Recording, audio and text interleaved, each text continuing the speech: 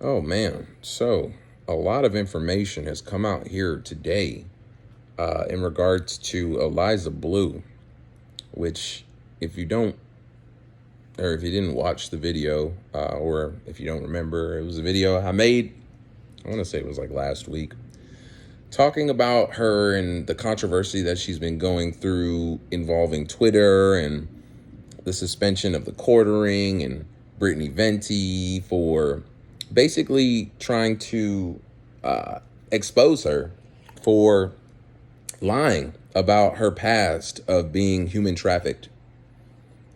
And all of that information seems to be coming to a light now, along with additional information that is disturbing to say the least.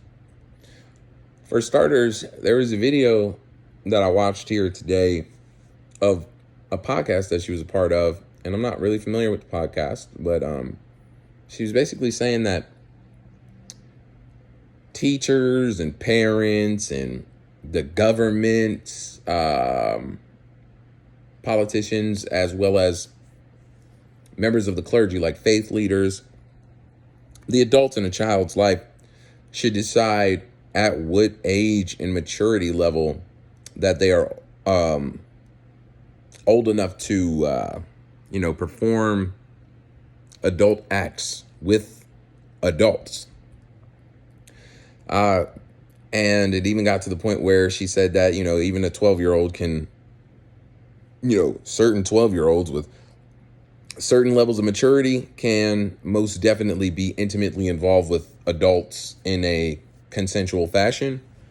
And then she ended it off with saying that she believes that certain children are mature enough to make the decision to,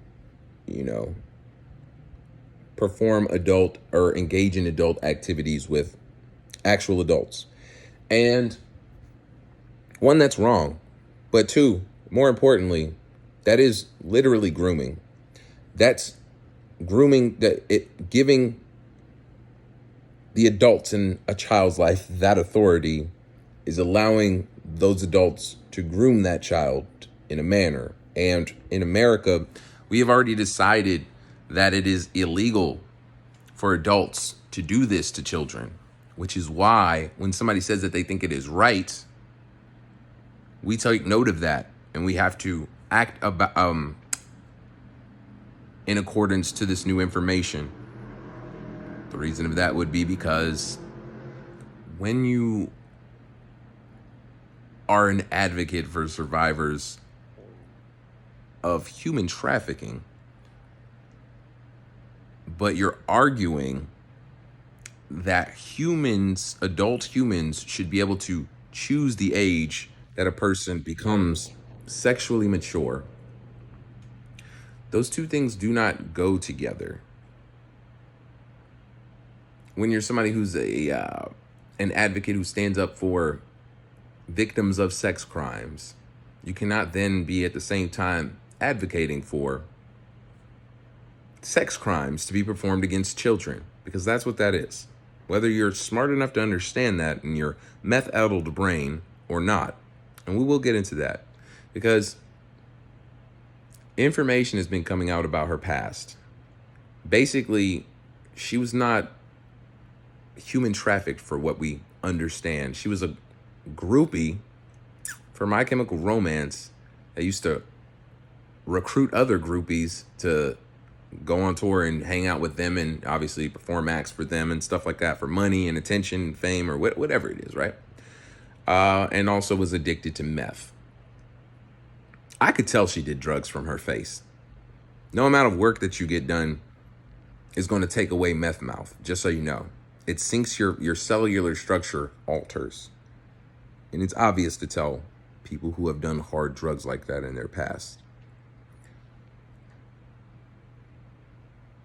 The dishonesty exudes from her pores, and I often say that I'm a pretty intuitive person, but I'm not foolhardy enough to believe that my first thought, my instinctual reaction is always right.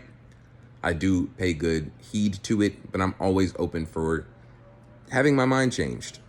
In this circumstance, that did not happen. As a matter of fact, exactly what I believe to be the case has been proven to be true thus far. So, you know my spiel. I don't share the information that I'm talking about here because I'm just giving my opinion, my commentary on something that I saw in my day to day. I saw it on Twitter. And I highly recommend that you go look up information on the Eliza Bleu situation and all the information that is coming to light now, because basically it's implicating Elon Musk in a lot of negative things because of how readily he was willing to go out on a limb to, I won't say defend Eliza, but work with Eliza. And from what they have been accusing, giving her not direct power to make changes to like Twitter's platform herself, but direct connection with Twitter employees who do have the power to suspend accounts, block people, limit the visibility of information, something that she has come out as outspokenly against, by the way. She says that she's 100% for free speech, and it just hasn't been exemplified in her actions. And so has Elon Musk, but it hasn't been exemplified in his actions by aligning with this person. And I know he's going to fall back and say that I'm a busy man. I can't pay attention to everything that all of my associates involve themselves with. I don't care about those kind of things. All of that, the world that we know with these fake relationships and, oh yeah, great person, great guy, friend of the show, all that, it's out. It's going away, slowly but surely.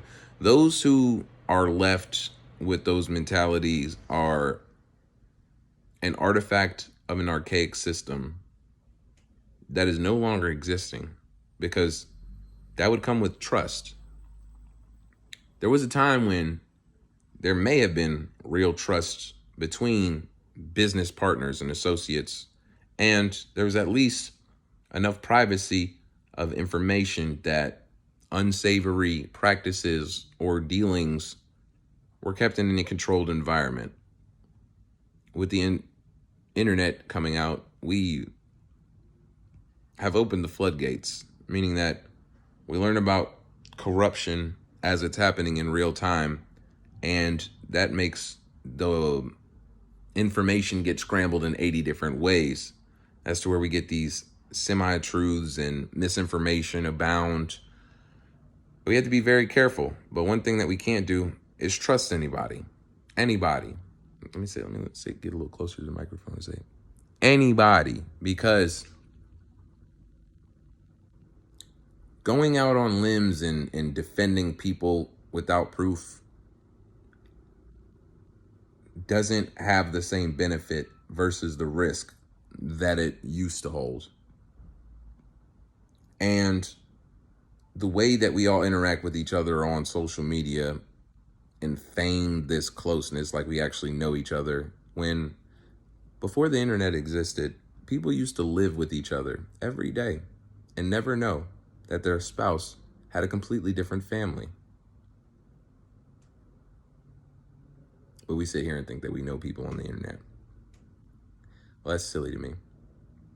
I will always recommend that you use your intuition. And you should really start by not trusting somebody until they can prove it to you.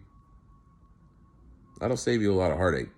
Because I promise you, there's no harm in being wrong about not trusting somebody. You got to understand that any good person, any person who understands the ways of the world, has no problem proving their integrity or the truth of their words to you. Now, these charlatans and these grifters, they seem to get very indignant when you ask them to be forthcoming about information.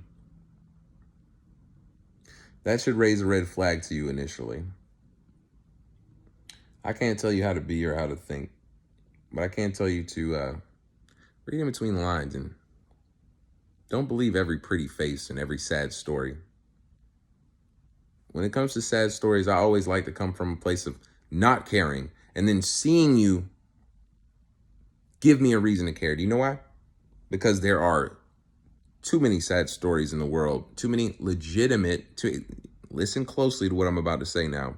There are too many legitimate, sad stories in the world for us to care about enough of them. Let alone all of the misinformation and false sad stories and struggles that go on in the world. And then also the self-created struggles of people who believe that they are struggling in the world. When you add those on top of that, there's no way we could ever focus all our attention in discerning what's real and what's not and what is worth paying what level of attention to. So I say, screw it all, man. Help who you can help. Help yourself first and foremost. And if you can't help yourself, don't beg, don't ask, and don't expect help. Because there's too much going on. I know that's sad to hear. And you can keep praying up to God for a miracle or something. And on a case-by-case basis, that very well just may happen to you. But we need to stop coming to a place where we believe that everybody deserves a miracle. Everybody deserves to have their life changed for the better. And everybody deserves that helping hand. Because the truth is, whether everybody deserves it or they don't, it doesn't matter. Everybody can deserve it and still will never get it in their life. And I know that I'm kind of going off on a tangent here, as I often do. But these are the things that come to my mind when I see people like Tim Pool, like Elon Musk, defending their relationships with people like Eliza Bleu, or deflecting from any interactions that they've had with them after some new exposure comes to light and claiming, oh, I didn't even know who that was. Well, less so with Tim and more with Elon. But when you sit there and you act like this person's a great person who's doing great work and you don't even know anything about them, well, you deserve to look stupid and you deserve to be ridiculed when it's proven that those people are actually less than savory. Sit with that, just like we all do. Just like the children who she probably has negatively impacted do. Just like the women who she has gotten caught up in sex trafficking have to. I want to know more about that. I want to know more about the real Eliza Bleu. I'm sure that we'll have more information coming out here soon enough, and I'll be here to talk about it. Have a good evening.